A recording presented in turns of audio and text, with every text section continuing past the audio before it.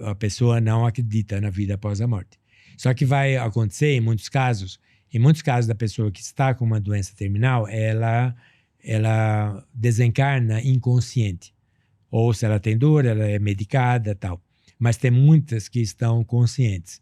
E nesse período, um pouco antes, tipo uma semana antes, e vai indo até quando vai se aproximando o desencarne, ela passa a ter as visões, que são chamadas também de visões ao leito da morte. E uma dessas visões que ela tem é a presença de espíritos, de seres desencarnados, muitos deles parentes deles, que estão aí, vêm visitá-los, está aí com eles. E você, se você o vê conversando, parece que ele está monologando, mas ele está dialogando, é que você só vê uma parte, né?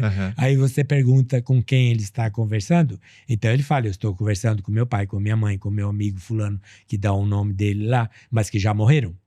Então, tem muitas pessoas que não acreditam que isso possa existir, que vai falar, não, ele está alucinando. Então, é um termo que você usa muito. Mas, como eu sei que não é alucinação, é um fato que eles têm a sua visão psíquica aguçada, ele consegue ver esses espíritos. Então, muitos desses que não acreditavam na vida após a morte, mas que encontram o seu melhor amigo, o seu pai, a sua mãe vivo, então eles passam. E quando você pergunta para ele o que eles estão fazendo aí, ele vai falar, ele veio me ajudar a sair do corpo, ou veio me buscar. Então, o meio veio me buscar é muito comum. Então, ele vai ver também lugares espirituais, vai ver um grupo, um comitê, às vezes, que é muito comum, de pessoas vestidas de branco, e ver um jardim onde eles vão. Então, nessa passagem, muitos céticos que não acreditavam na vida após a morte, muitos nessa passagem, então eles vão ver uma outra realidade, porque é o espírito, o espírito já fora do corpo físico praticamente, entendendo a sua própria realidade. Mas aí é como se ele tivesse um preparo, né? O cara que teve ali um pré-vestibular para... Agora, e esse cara cético, super crente de que nada existe e que morre repentinamente em um acidente? Aí ele vai ser um desses caras perdidos lá, onde eu tô? Ele pode ou não. Ele pode ou não estar perdido, porque alguns vão até se achar, por exemplo, eles vão se dar conta. Tudo depende do seu nível de lucidez de aqui, né? Porque se você tem um cético radical, ele pode falar que ele pode não entender, mas ele vai acabar entendendo, porque tudo que ele não vai, nada vai fazer sentido para ele. E ele pode até achar que ele está em um pesadelo, porque nada vai fazer sentido para ele. Até que ele, então, ele vai ser educado de tal maneira que ele vai falar, olha, fulano, você já está em outra realidade. Eu tive uma experiência... Aí vai chegar você lá para explicar. Então, por exemplo, eu comecei a voar. Então, eu comecei a voar, eu fiquei lúcido. Então, quando eu fico lúcido, eu vou ver onde eu estou, para onde eu estou indo. E estava escuro. Então, tipo, era uma madrugada. E eu me vejo indo, olho assim para frente, eu vejo uma vilazinha aí. E vejo uns postes tal, com luz.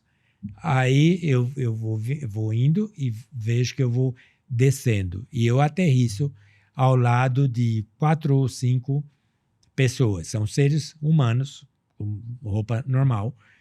E alguns deles desencarnados, talvez tinha um outro que estivesse fora do corpo. E eu paro bem assim, bem lá, do ladinho de um. Aí um deles fala assim, é aquele menino lá.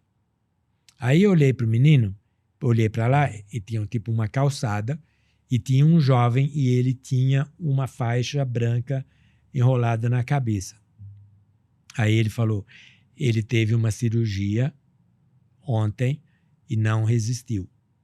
E ele está aqui. Então ele foi atraído lá. Como? Porque eu não sei te dizer. Mas lá não era, é um lugarzinho normal, que a maioria desses lugares são esses lugarzinhos normal. E ele e tinha um prédio, porque tem um mundo, esse mundo aqui, ou essa dimensão onde a gente vai, é uma réplica da Terra. Você não vai estranhar, ninguém vai... muita gente tem medo da morte porque tem medo do desconhecido. Vai ser muito mais conhecido do que se imagina. Aí ele ficava olhando esse edifício e eu fui até ele. E ele estava olhando. Quando eu estava do lado dele, ele me percebeu. Aí eu falei para ele, e aí, companheiro, como é que estão as coisas? O que está acontecendo? Aí ele apontou assim, ele falou, eu vim trabalhar, e estava escuro e tudo, né? E eu acho que eu trabalho nesse prédio aí, mas ele está esquisito, ele está diferente, não parece um... Aí eu falei, o que é que você faz? Ele falou, eu trabalho no departamento financeiro. E ele era um jovem, sei lá, 23, 24 anos. Aí, se eu não me engano, ele me falou até a empresa que ele trabalhava. Mas não lembro, não sei se é Pirelli ou alguma coisa assim. Aí eu falei, onde é que você mora? De onde você é? De onde você é? Ele falou, eu sou de Uberaba. Aí eu peguei e ele estava assim do meu lado, né? Aí eu peguei e pus o braço nele assim e eu virei assim em direção aos meninos. Eu falei, não se preocupe mais com isso não, tá? Falei, vem comigo, tá? Porque as coisas mudaram um pouco. E eu fui conversando. Então, quando eu cheguei perto dos rapazes, eles o cercaram. Porque eles estavam lá para orientá-lo. Só que ele não os percebia. Então, o trabalho que eu faço é dar esse primeiro, porque eles conseguem, um espírito recém-desencarnado, ele tem mais facilidade de interagir com alguém fora do corpo físico, ainda em desdobramento ou em viagem astral, porque tem um pouco, assim, mais de densidade o nosso, sei lá, o perispírito que chama no espiritismo, ou o seu corpo espiritual, de alguém ainda ligado com o corpo físico. Aí ele fez lá o trabalho, ele vai ser amparado, aí eu terminei meu trabalho e fui para outro lugar.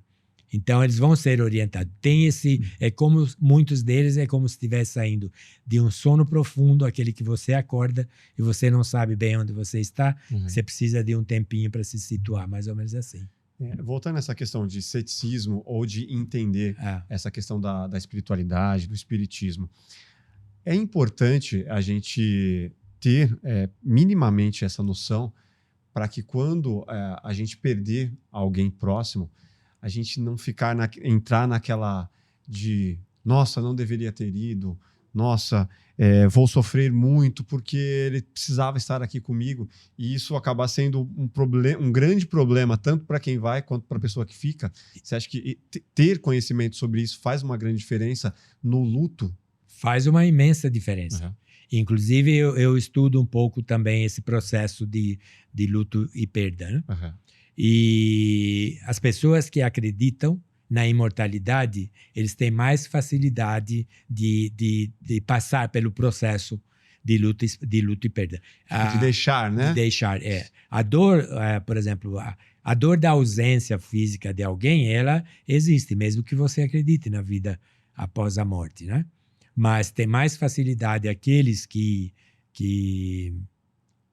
acreditam, porque eles acreditam que o ser humano, o ser querido dele continua existindo. Então, tem uma maior facilidade. E aqueles que não querem e não deixam, isso também é problemático até para a pessoa que vai desencarnar. Aquele está querendo sair do corpo, já não tem mais o que fazer aqui, mas a pessoa, o ser querido, mesmo que ele esteja sofrendo horrores, quer que ele fique aqui para não ir, não quer morrer. A pessoa está lá, já em sofrimento, e fala, eu estou morrendo. Não, você não está não. Come um pouco mais para você ficar forte. Ele não vai deixar. E isso é algo que atrapalha muito. Se você gostou desse corte, com certeza vai gostar do episódio completo. Vá na descrição, pegue o link e saiba muito mais sobre vida após a morte e sobre fenômenos paranormais com Ademir Serrano. Se inscreva no nosso canal, deixe seu like e até o próximo Plugado Podcast. Valeu!